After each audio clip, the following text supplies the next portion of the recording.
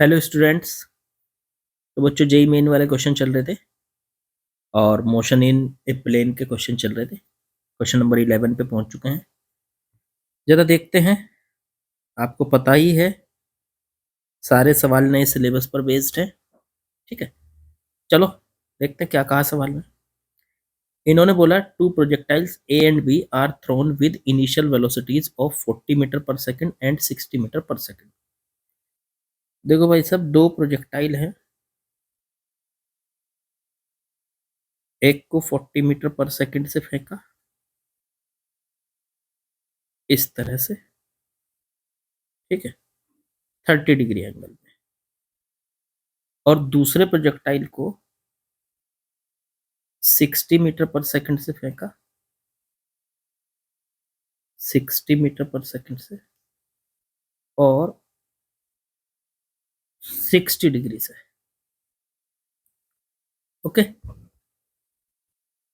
अब the ratio of their range, पहले की रेंज मान लीजिए R1, दूसरे की R2, तो इनका रेशियो बताना है। बता देंगे, तो इनका रेशियो बताना है रेंज का। पहले R1 निकाल लो। फॉर्मूला था U स्क्वायर साइन 2 थीटा बटे में G।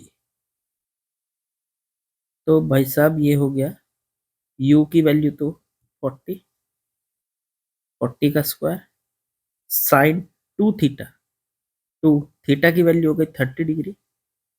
देखो यहाँ पे 30 डिग्री दे रखा है एंगल, और बटे जी, जी की वैल्यू में 10 ले लेता हूँ। यहाँ पे इन्होंने 10 कहा है जी को। सॉल्व कर लेते हैं। 40 का स्क्वायर 1600, साइन 30 इंटू 2 हो गया साइन 60, और बटे में 10, एक जीरो से एक जीरो कट गई। ये बचा 160 इंटू में साइन 60 की वैल्यू √3/2। अब 2 से इसको काट दो, ये बचा 80। R1 की वैल्यू आ गई 80√3 मीटर। इसका मतलब पहले प्रोजेक्टाइल की जो रेंज है वो 80√3 है। अब दूसरे प्रोजेक्टाइल की रेंज निकाल लो। फॉर्मूला फिर से वही, U स्क्वायर साइन 2 थीटा और बटे में जी। U कितना इस बार 60 का स्क्वायर, साइन 2 थीटा तो साइन 2 थीटा की वैल्यू देखो 60 है इस बार, 60, और बटे में जी की वैल्यू 10। 60 का स्क्वायर करेंगे तो 3600।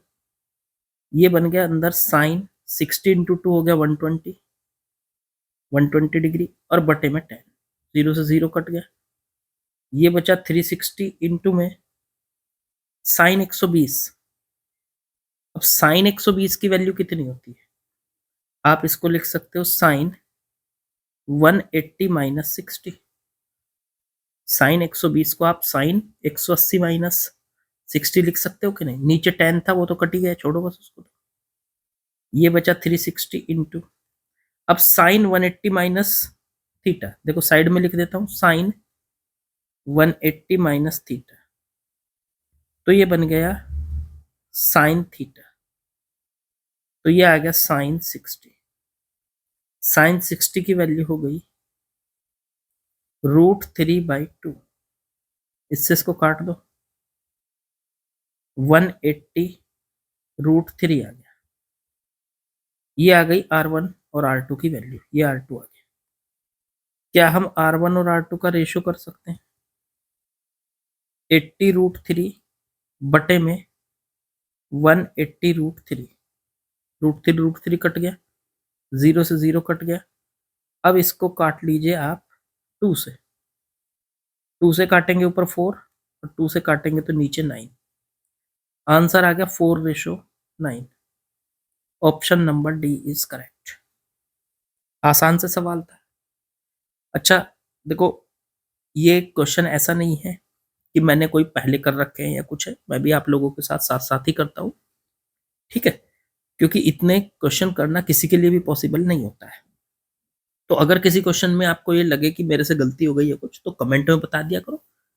ठीक है, अगर गलती हो गई है कोई डिजिट रखने में या किसी कंसेप्ट में गलती हो गई, तो प्लीज इग्नोर इट, क्योंकि मैं भी आप ही की तरह पहली बार ही कर रहा हूँ, ठीक है। दूसरी बात यह है कि उसको सही करने के लिए कमेंट में बता देंगे तुम्हें, अगली वीडियो में उसको सही करके बता दूंगा आप लोगों को, अगर हो जाए कोई गलती, ठीक। चलो आगे बढ़ते हैं।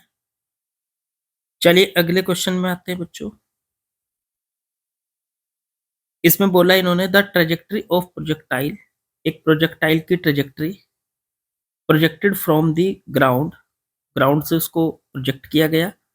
ट्रेजेक्ट्री की इक्वेशन देखो ये दे रखी है, ये ट्रेजेक्ट्री की इक्वेशन है, ठीक है। तो एक प्रोजेक्टाइल की ट्रेजेक्ट्री की इक्वेशन है y बराबर x माइनस एक्स स्क्वायर बटे 20, ठीक है। तो मैक्सिमम हाइट बतानी है इस इक्वेशन से। देखो आपको मैं एक बात बताऊं, आप प्रोजेक्टाइल देखो ऐसा होता है, ठीक है। मान लो ये हो गई इसकी रेंज, यहाँ से यहाँ तक, तो जिधर रेंज होती है ये तो होता है एक्स एक्सिस, और ये होता है वाई एक्सिस, ठीक है। ये होता है 0, और ये जो एक्स कोमा वाई है वो इस पूरे प्रोजेक्टाइल पे पड़ने वाला कोई भी पॉइंट हो सकता है। मतलब एक्स कोमा वाई इस प्रोजेक्टाइल पे पड़ने वाले सारे पॉइंट हैं जो इस इक्वेशन का अंदर एक्स और वाई लिखे हुए हैं, ये इस पूरे प्रोजेक्टाइल पे पड़ते हैं। या ऐसे कह लो कि इस पूरे ट्रेजेक्ट्री या इस पूरे पाथ पर पड़ने वाला हर एक पॉइंट इस इक्वेशन को सेटिस्फाई करता है, इसीलिए इसको कहा जाएगा इस ट्रेजेक्ट्री की या इस प्रोजेक्टाइल की इक्वेशन, ठीक है। अब इसमें जब एक्स वाई यहाँ पे पड़ेगा जहां पे मैंने एरो लगा रखा है, तो ये तो वाई का काम करेगा, हाइट इसकी, और ये यहां से यहां तक की जो डिस्टेंस है ये एक्स का काम करेगी, इसलिए ये पॉइंट बन जाएगा एक्स कोमा वाई। अब आपसे पूछा है कि ये बताओ कि इसकी मैक्सिमम हाइट कितनी होगी, मतलब ये मैक्सिमम हाइट कितनी होगी, इस एच मैक्स को निकालना। अब इसको निकालने के लिए आपके पास अलग अलग तरीके हैं। देखो एक तरीका तो ये है कि आप एक काम करो, इस इक्वेशन की कंपेयर करा दो प्रोजेक्टाइल की ट्रेजेक्ट्री की इक्वेशन से। वो क्या होती है, तो वो होती है y बराबर x tan theta bracket 1 minus x बटे आर, ये होती है। अब इन दोनों इक्वेशन की भाई हमारे हिसाब से प्रोजेक्टाइल की इक्वेशन ये है, और इन्होंने जो इक्वेशन दे रखी वो ये है, तो अब है तो दोनों ही प्रोजेक्टाइल की इक्वेशन, तो कंपेयर करा दो बस। अब मैं अगर इसके अंदर मल्टीप्लाई करूं तो y बराबर एक्स टेन थीटा, और अंदर मल्टीप्लाई इनटू में 1, फिर माइनस में एक्स स्क्वायर टेन थीटा और बटे में आर। देखो इसकी मल्टीप्लाई पहले तो 1 से करी और फिर इसकी मल्टीप्लाई इस टर्म से करी, दोनों में कर दी। अब ये इक्वेशन बन गई। अब इसकी इक्वेशन की मैं कंपेयर कराने जा रहा हूँ y बराबर ऊपर वाली equation x minus x square बटे 20 के साथ। अब यहां सोचो, यहाँ x के मल्टीप्लाई में टेन थीटा है और यहाँ x के मल्टीप्लाई में कुछ भी नहीं है, जहां कुछ नहीं होता वहां क्या होता है 1, तो इसका मतलब टेन थीटा की वैल्यू कितनी आ गई 1। अब यहाँ सोचो, यहाँ माइनस है यहाँ भी माइनस है, कोई दिक्कत नहीं। यहाँ एक्स स्क्वायर के मल्टीप्लाई में टेन थीटा बटे आर है और यहाँ एक्स स्क्वायर के मल्टीप्लाई में 1/20 है, 1/20, तो इसका मतलब टेन थीटा बटे में आर आ गया 1/20 के इक्वल। अब ऊपर वाली इक्वेशन से देखो टेन थीटा 1 आया तो थीटा कितना हो गया 45 डिग्री, क्योंकि आपको पता होना चाहिए कि टेन 45 की वैल्यू कितनी होती है 1। अब टेन थीटा को यहाँ 1 रख दो, तो 1/r बराबर 1/20, क्रॉस मल्टीप्लाई कर लो तो r बराबर आ गया 20 मीटर। ये तो पर रेंज आ गई सर, कोई बात नहीं, रेंज आ गई ना, रेंज से हम हाइट भी निकाल सकते हैं। कैसे निकालेंगे सुनो जरा। वैसे तो हम यहाँ पे एक शॉर्टकट लगा सकते हैं, लेकिन मैं शॉर्टकट आपको इन वीडियोस में नहीं बताता हूँ। शॉर्टकट मैं आपको जब भी बताऊंगा अलग से उनकी वीडियो बनाऊंगा, ठीक है। यहाँ पे तो मैं आपको प्रॉपर सॉल्व करके दिखाता हूँ। चलो आर की वैल्यू 20 आ गई, थीटा 45 आ गया। आर का फॉर्मूला लगा दो। आर का फॉर्मूला होता है यू स्क्वायर साइन 2 थीटा बटे में जी। आर की वैल्यू तो 20, यू हमें पता नहीं, साइन 2 थीटा, थीटा हो गया 45 और बटे में जी हो गया 10। इसकी इधर मल्टीप्लाई कर ली 200, यू स्क्वायर साइन 90, साइन 90 की वैल्यू हो गई 1, तो यू स्क्वायर बराबर 200, तो यू बराबर आ गया अंडर रूट में 200 मीटर पर सेकेंड। अब ये यू की वैल्यू आ गई, मतलब उसका स्पीड आ गई, यू की वैल्यू आ गई, स्पीड आ गई। तो अब यहां से क्या करना है, ये यू जहां से ये और ये थीटा, ये यू की स्पीड आ गई। अब मैं हाइट निकाल सकता हूँ एच मैक्स। तो एच मैक्स निकालने के लिए फॉर्मूला यूज करना है you square sine square theta बटे में 2g। यू की वैल्यू अंडर रूट में 200 का स्क्वायर, साइन स्क्वायर थीटा की जगह 45 और बटे में 2g की वैल्यू 10। 200 का स्क्वायर करेंगे, अंडर रूट हट जाएगा।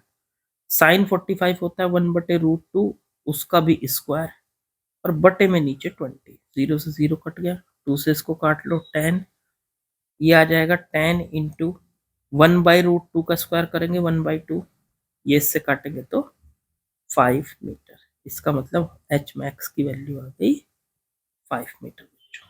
ये आ गई। तो मेरे ख्याल से आप लोगों को समझ में आ गया होगा कि कैसे करना है इसको। आसान था ये। चलो खैर आगे बढ़ते हैं। चलिए अगले सवाल पे आते हैं बच्चों, और बहुत ही आसान क्वेश्चन है, वैसे असर्शन रीजन का है। असर्शन रीजन को करने का मैंने आपको तरीका बता रखा है। सबसे पहले आपको असर्शन को पढ़ना है। चलिए असर्शन को पढ़ते हैं। इसमें बोला when a body is projected at an angle 45 it's range is maximum. जब किसी बॉडी को 45 के एंगल पे फेंकते हैं तो उसकी रेंज मैक्सिमम होती है। हाँ ये हम पढ़ के आए हैं, क्योंकि देखो आर का फॉर्मूला होता है यू स्क्वायर साइन 2 थीटा बटे में जी। अब एक बात बताओ, यहां पे आर मैक्सिमम कब होगा, जब ये जो साइन 2 थीटा है इसकी वैल्यू मैक्सिमम हो जाए, मतलब साइन 2 थीटा की वैल्यू मैक्सिमम हो जाएगी तब। अब इसकी वैल्यू साइन थीटा की वैल्यू मैक्सिमम कितनी होती है 1। देखो साइन की वैल्यू कभी भी 1 से ज्यादा नहीं होती, तो साइन की जगह कुछ भी हो, sine theta, sine 2 theta, sine 3 theta, कुछ भी हो, साइन की वैल्यू 1 से ज्यादा कभी नहीं हो सकती। तो इसकी वैल्यू जब मैक्सिमम हो जाएगी तो तभी आर मैक्सिमम हो जाएगा। अब सोचो साइन 2 थीटा अगर 1 हुआ तो कब होगा, जब थीटा 45 डिग्री होगा, क्योंकि 45 हम यहाँ पे रखेंगे अगर, तो 45 और इंटू में 2, साइन 2 इंटू में 45, देखो हमने यहाँ थीटा की जगह 45 रख दिया, तो हो गया ये sign 90।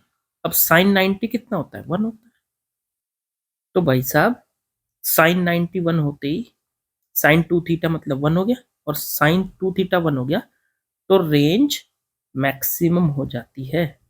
You square sine 2 theta की जगह रख दो 1 और बटे में, और यही आर मैक्स का फॉर्मूला होता है यू स्क्वायर बटे जी। ये हम पढ़ के आते हैं। तो बस यहां से यही तो है, इन्होंने कहा फॉर मैक्सिमम, तो कि 45 का एंगल है, असर्शन में पढ़ रहे थे हम, when a body is projected at an angle 45 it's range is maximum. इसका मतलब असर्शन क्या है, ट्रू है। अब क्या करना है हमको, अब हमको रीजन पढ़ना है, और रीजन को भी पहले ये चेक करना है कि क्या वो ट्रू है। तो पढ़ो, फॉर मैक्सिमम रेंज के लिए the value of sine 2 theta should be equal to 1। हाँ बिल्कुल, यही तो मैंने समझाया आपको कि मैक्सिमम रेंज के लिए साइन 2 थीटा की वैल्यू 1 होनी चाहिए, यही तो समझाया। तो रीजन भी ट्रू है सर, ये तो अभी हमने पढ़ लिया। अब ये भी सोचो कि क्या रीजन असर्शन को एक्सप्लेन कर रहा है? हाँ बिल्कुल कर रहा है, क्योंकि रीजन जो है ये कह रहा है कि साइन टू थीटा की वैल्यू 1 होगी। तो जब साइन टू थीटा की वैल्यू 1 होगी तो रेंज मैक्सिमम होगी, और रेंज मैक्सिमम हो रही है 45 पे। तो इसका मतलब रीजन जो है वो असर्शन को क्या कर रहा है, पूरे तरीके से एक्सप्लेन कर रहा है, या ये कह लो कि रीजन का एक कनेक्शन असर्शन से निकल के आ रहा है। तो रीजन का कनेक्शन असर्शन से निकल के आ रहा है, तो इसका मतलब हमारा असर्शन भी ठीक है, रीजन भी ठीक है, और रीजन सही तरीके से असर्शन को फॉलो भी कर रहा है, मतलब एक्सप्लेन भी कर रहा है। तो इस हिसाब से हमारा हो गया answer, both A and R correct but R not, ये नहीं, both A and R correct, R is the correct explanation of A, option number B, B is correct हो गया बच्चों। बिल्कुल आसान है। चलो आगे बढ़ते हैं। चलिए अगले सवाल में आते हैं बच्चों। इसमें कहा था initial speed of a projectile fired from ground is u. एक प्रोजेक्टाइल को फायर किया तो उसकी इनिशियल स्पीड यू दे रखी। At the highest point during its motion the speed of projectile is 3/2 under root 3/2 u. इसका मतलब तो टाइम ऑफ फ्लाइट निकालना है। देखो क्या कहा है, यहां से पहले हम जरा ये प्रोजेक्टाइल खींच लेते हैं। यहां से एक प्रोजेक्टाइल को हमने छोड़ा, ठीक, और ये कहा कि उसने कि जो उसकी इनिशियल स्पीड है वो यू है, और हाईएस्ट पॉइंट पर उसकी स्पीड अंडर रूट 3/2 यू है। चलो हाईएस्ट पॉइंट पे उसकी स्पीड। अब एक बात बताइए जरा मुझे, मान लो ये थीटा एंगल से गया था, तो प्रोजेक्टाइल में हमें एक बात पता होती है, जब हम इसके दो कंपोनेंट करते हैं, इधर करते हैं यू कॉस थीटा, इधर करते हैं यू साइन थीटा। तो जब कोई पार्टिकल प्रोजेक्टाइल पे चलता है, प्रोजेक्टाइल पे चलता है, तो उसका यू साइन थीटा तो बदलता है, और हाईएस्ट पॉइंट पर यू साइन थीटा की वैल्यू 0 हो जाती है। मतलब ये वाला जो कंपोनेंट है, देखो ये जिसको मैंने अंडर अंडर सर्कल किया, ये हाईएस्ट पॉइंट तक जाते जाते 0 हो जाता है। लेकिन यू कॉस थीटा कभी नहीं बदलता, ये यू कॉस थीटा हमेशा यू कॉस थीटा ही रहता है हर पॉइंट पर।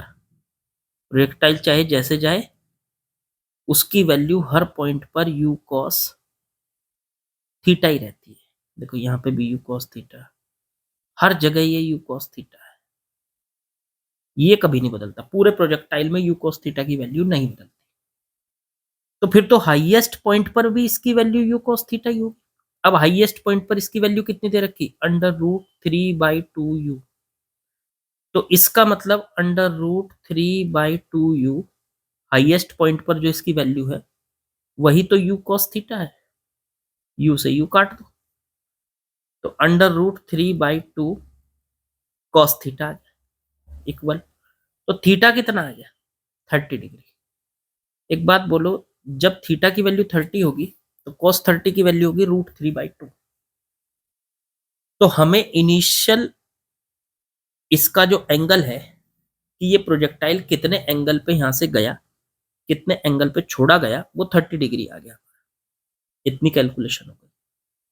अब हमसे पूछा है इसका टाइम ऑफ फ्लाइट बताओ। अब टाइम ऑफ फ्लाइट बताने के लिए हमें क्या करना पड़ेगा, फॉर्मूला लगाना पड़ेगा। क्या होता है, 2u साइन थीटा बटे में जी। 2u साइन थीटा की जगह रख दो 30 डिग्री, और बटे में जी। 2u साइन 31/2 बटे में जी। 2 से 2 कट गया तो ये आ गया u बटे जी। ये आ गया इसका time of flight. Option number B is correct. Very very easy. चलिए आगे बढ़ते हैं। चलिए बच्चों अगले सवाल में आते हैं। इस सवाल में ना एक कंसेप्ट यूज हो रहा है जो कि आपको पहले से पता होगा, पर फिर भी मैं आपको बताऊंगा जो। इसने कहा two bodies are projected from ground with same speed 40 meter per second. with two different angle with respect to horizontal. Bodies were found to be have same range. एक बॉडी है, उसको आपने किसी एंगल पे फेंका और वो एंगल दे रखा है कितना 60 पे फेंका, तो वो यहां आके गिरी और मान लो उसकी range I r, 40 meter per second की उसकी स्पीड थी। एक और जिसको आपने किसी एंगल पे फेंका, हमें नहीं पता वो एंगल क्या है, लेकिन उसकी रेंज भी वही आई r, स्पीड भी वही है 40 मीटर पर सेकंड। अब वो एंगल हमें नहीं पता। देखो आपको एक बात बता रहे, अगर आप दो बॉडीज को सेम स्पीड से फेंकते हो और वो उतनी ही दूर जाके गिरती है, मतलब उनकी रेंज सेम है, तो पता है आपको कि उसके एंगल्स क्या क्या होंगे। अगर एक का एंगल थीटा होगा तो दूसरे का एंगल 90 माइनस थीटा होगा। अगर आप थीटा पे फेंको, मान लो पहले को थीटा पे फेंको और दूसरे को 90 माइनस थीटा पे फेंको सेम स्पीड से, तो उन दोनों की रेंज बराबर आती है, ये आपको पता होना चाहिए। पता होगा वैसे आपको ये, उनकी रेंज बराबर आती है। मतलब मैं आपको अगर एक बात कहूं कि मान लो आप 60 डिग्री पे फेंक रहे हो, तो दूसरे को आपको 30 डिग्री पे फेंकना पड़ेगा। 90 माइनस 60 मतलब 30 पे फेंको, सेम स्पीड से फेंको, सेम स्पीड से फेंकोगे तो उतनी ही दूर जाके गिरेगा जितना पहला गिर रहा उतना ही दूसरा गिरेगा। आपको ये याद रखना, उनकी रेंज सेम होगी। अगर एक को आप 20 डिग्री पे फेंकोगे तो दूसरे को 90 माइनस 20 मतलब 70 डिग्री पे फेंकना पड़ेगा। एक को 20 पे तो दूसरे को 70 पे, एक को 10 पे तो दूसरे को 90 माइनस 10 मतलब 80 पे, एक को 30 पे तो दूसरे को 60 पे, एक को 50 पे तो दूसरे को 40 पे। मतलब उन दोनों के बीच में, ये भी कह सकते हो आप कि उन दोनों को आपस में जोड़कर ऐड करके 90 आना चाहिए।